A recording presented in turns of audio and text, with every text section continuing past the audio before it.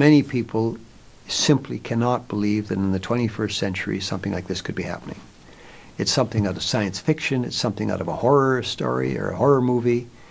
And in fact, they made a horror movie about it a few years ago, and there was one made in Korea where a young couple were on their honeymoon, and they went to China, and somehow the woman disappeared and her organs were taken from her. And this was a very popular fictional movie, but we're not talking fiction, we're talking reality.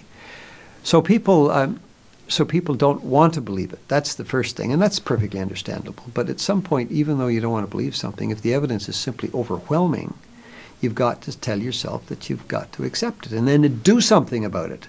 That's the problem, is a lot of people probably accept that it's happening, but they just don't want to do anything about it. And they have to do something about it. We all have to do something about it. We have about 20 recommendations in our book, or both books. But probably the best one is that the countries outside of China should stop buying the organs from China.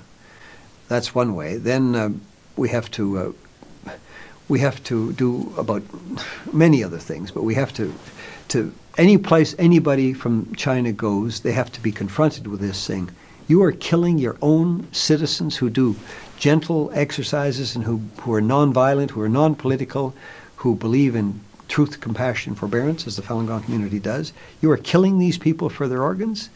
What outrageous behavior. Are you a civilized government? Are you worse than Hitler? Are you worse than Stalin? We can all do something. We can phone our member of parliament. We can write a letter to the editor. We can go to a cocktail party and tell a Chinese diplomat that this is terrible what they're doing. I was at an event in Korea last year, and somebody from the Chinese, he's not in the government, he's from a non-government organization in China. He got up and he made this wonderful speech about the environment. And it was most of it was nonsense as far as I'm concerned, but he made this speech. And so I got up and asked him, well, when is your government going to stop killing its own people for their organs? And he sort of stumbled around, and the usual answer, he said, oh, there's no evidence of that it's happening, and just gibberish.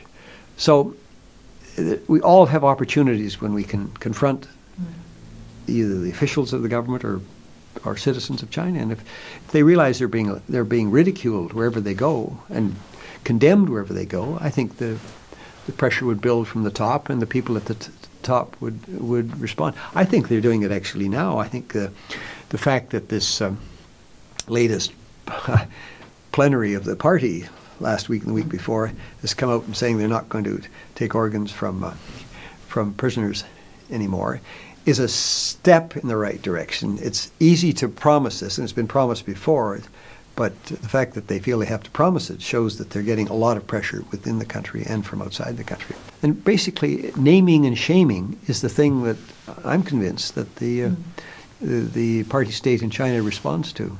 And people say, oh no, don't upset them, don't say anything like this. But no, what they need to hear is people saying, there is not another government in the world that kills its own citizens and sells their organs to foreigners, let alone nationals.